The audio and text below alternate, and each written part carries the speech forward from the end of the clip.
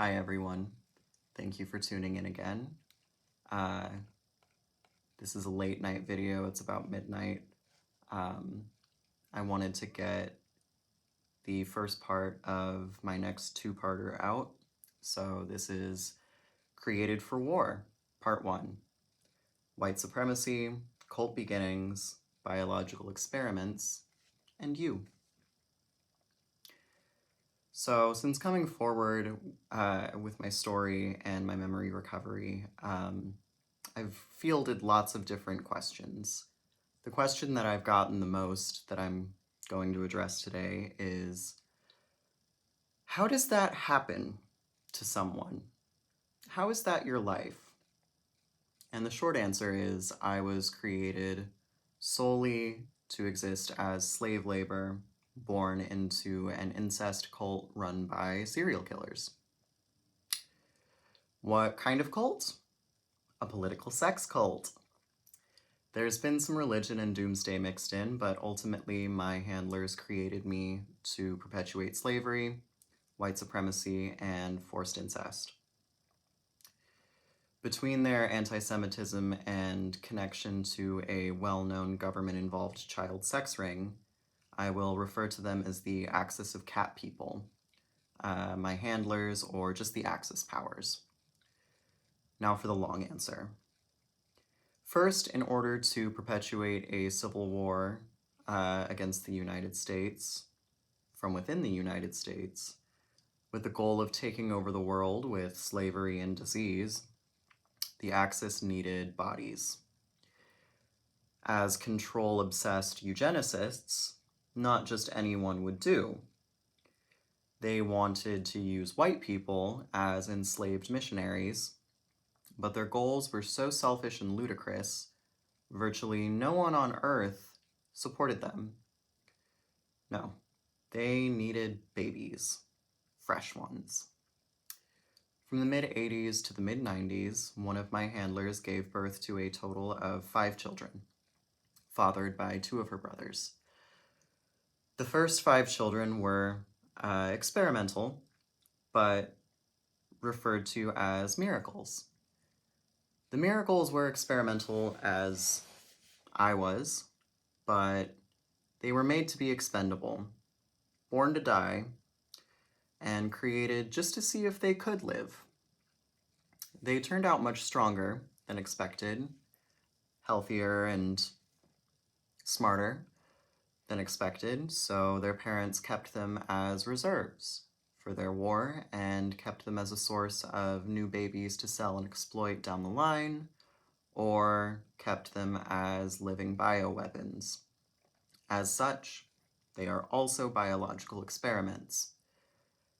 A few years later, the Axis enlisted their siblings plus a few other strange white people to donate eggs and sperm for IVF.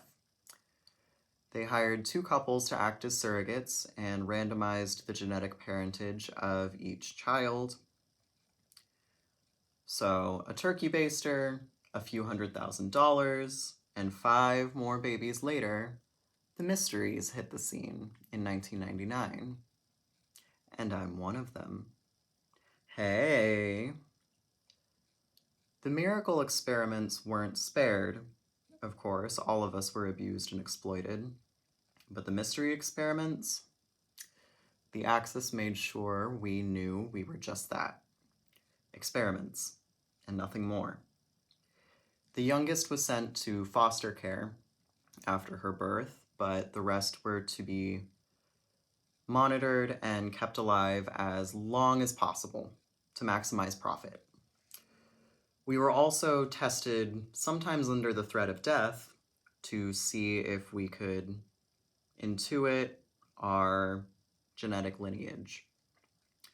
We were also pressured to outcompete our fellow mysteries to show which genetic combo was the best, whatever that means.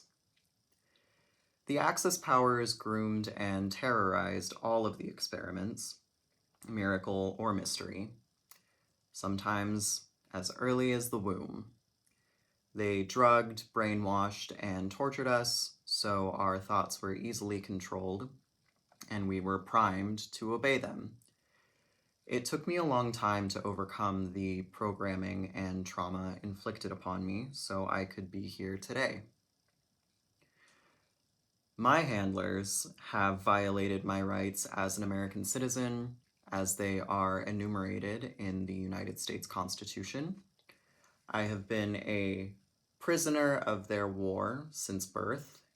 As such, my handlers have also violated international humanitarian law by committing war crimes against me, specifically torture, biological experiment here, rape, persecution, denial of fair trial, compelled service, and crimes against peace. As someone openly resisting their coercive control, any retaliation against my loved ones or my fellow experiments seeking liberation constitutes collective punishment, which is another war crime. Not every other experiment is my friend, but none of them are my enemies. So, why is my story relevant to you, dear viewer?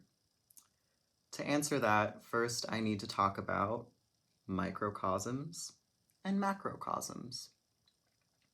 Micro meaning small, macro meaning large, cosmos meaning universe or natural order. So a small world which reflects or is analogous to a large world. For example, a dollhouse in a family home, or the human body as a microcosm of the human spirit, or the life of an individual citizen like myself,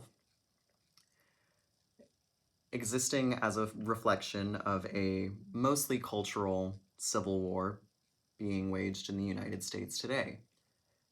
I can't blame you if you struggle to relate to my story, but if you think my life is too outlandish and far removed from your reality to apply to you, you're wrong.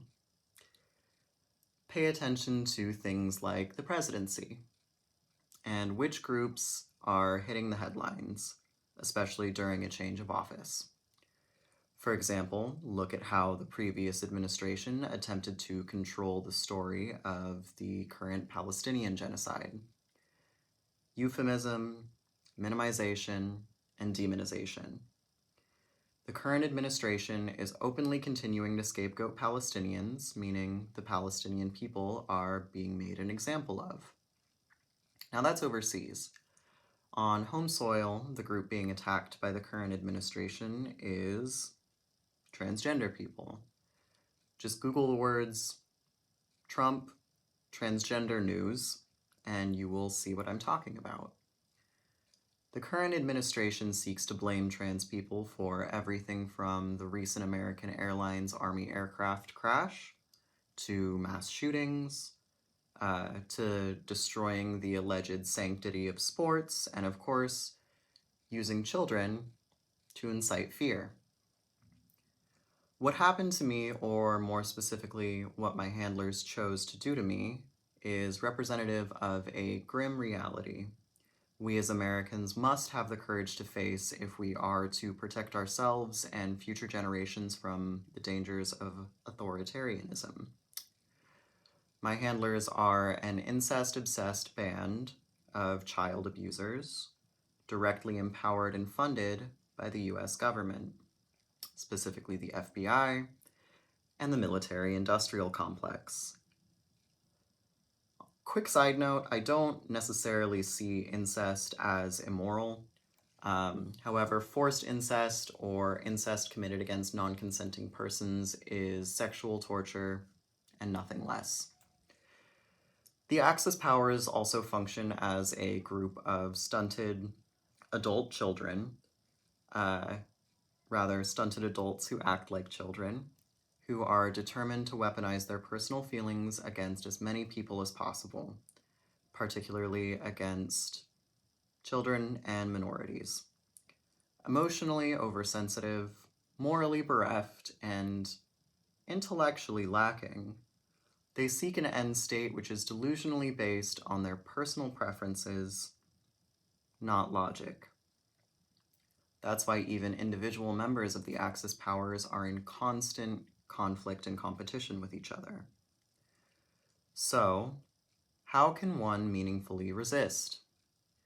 First, it is critical to remember, no matter your personal failures or what you may have been forced to do against your will, it is never too late to change the course of your life. Next, I am not advocating for harm or violence against myself or anyone else. This is just my opinion and some examples of what helped me heal and move forward. Number 1, reject. Reject your captors. Reject torture, enslavement, racism, eugenicism. Don't be afraid to reject. Number 2, reclaim. Reclaim yourself, your thoughts, your feelings, and sovereignty over your own future and the future of the people that you care about. Number 3, grieve. Grieve the past, grieve the person you once were, grieve those who were lost along the way. Make no apology for honoring and releasing your pain. Don't get obsessed with it, but also don't be afraid to let it go, I suppose. Number 4, create. Create art, create the present moment, create whatever is beautiful to you, and don't be afraid to share it, so long as it's not hurting anyone. Number 5, express. Express your identity, express your culture, your courage, and express your humanity. The latter is essential. No matter our differences, our shared humanity is immutable. It's worth celebrating, and it's worth protecting, and it's not going anywhere. This video is dedicated to the miracles. Michael, Sarah, Christopher, Lindsay, and Kyle. I'm sorry for who your parents are. Don't be afraid to change your lives. The world will change with you. Good luck and take care of yourselves. Your future depends on you. And don't sue me. As always, liberation, rehabilitation, and restitution for all the abused and enslaved. Good night. Thank you for watching. Free Asher, and hail Satan, everybody.